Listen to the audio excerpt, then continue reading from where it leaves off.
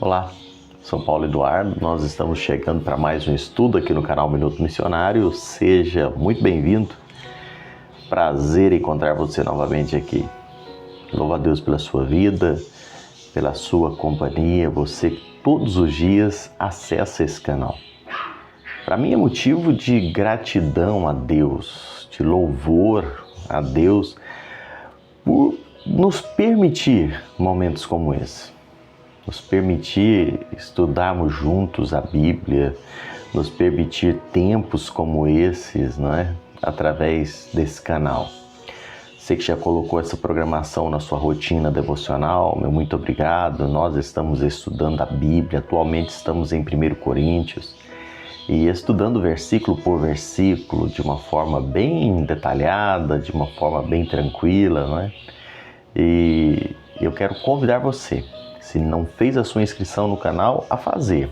Clica aí embaixo em inscrever-se. E antes de sair, deixe o seu gostei ou não gostei também. E um comentário para interagir conosco. E compartilhar o vídeo também é muito importante para que outras pessoas tenham acesso à mensagem da Palavra de Deus. Agora eu te convido a me acompanhar em mais um estudo. Vamos juntos? Hoje nós chegamos no capítulo 10 de 1 Coríntios, onde Paulo segue falando, ele está falando da liberdade cristã, não é? E o capítulo 10 ele fala do uso sábio da liberdade cristã. Usar essa liberdade cristã que nós temos com sabedoria. Nós vamos ler 1 Coríntios 10, de 1 a 4.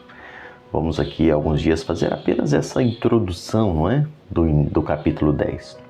O apóstolo Paulo ele prossegue então o seu ensinamento, concluindo essa sessão sobre liberdade cristã. Você que está acompanhando, você lembra que no capítulo 8 ele enfatizou que nós precisamos balancear entre conhecimento e amor, uma vez que o conhecimento ensoberbece, mas o amor edifica. Já no capítulo 9, Paulo exemplificou a questão da liberdade com a própria vida dele, não é?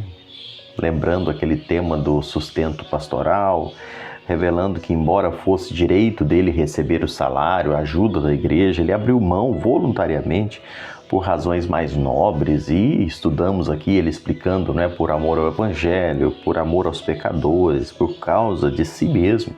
Então ele resolveu abrir mão. No capítulo 10, Paulo concluindo então essa sessão aqui, ele dá um exemplo negativo, não é? E ele apresentou também um exemplo positivo no capítulo 9, você lembra, né? Um uso sábio da liberdade. E no capítulo 10 ele dá então um exemplo negativo, ele usa o exemplo do povo de Israel como exemplo, né? O Wisby, comentando isso, ele nos ensina duas grandes lições nesse capítulo. A nossa experiência religiosa, ela deve ser balanceada com a preocupação, com cuidado e com vigilância. E também deve ser balanceada com responsabilidade cristã. Isso o Wisby resume o que Paulo vai estar tratando aqui no capítulo 10. Eu creio que a frase central do capítulo 10 é o versículo 12. E nós vamos chegar lá, mas só adiantando para você. Onde Paulo diz assim, no verso 12: aquele, pois, que pensa estar de pé, veja que não caia. Paulo diz, aquele que acha que está de pé, veja que não caia. Por que Paulo diz isso? Porque a igreja em Corinto era uma igreja que estava, cheia de orgulho. Talvez essa igreja gloriava-se no elevado grau de espiritualidade e cheio de vaidades de si mesmos. Eles estavam entusiasmados, não é? Eram crentes narcisistas, vaidosos. E Paulo então precisa adverti-los. Paulo precisa trazer na memória deles uma lembrança que a Bíblia faz em muitos momentos sobre a vaidade, sobre a soberba, não é? A vaidade é o primeiro degrau da queda.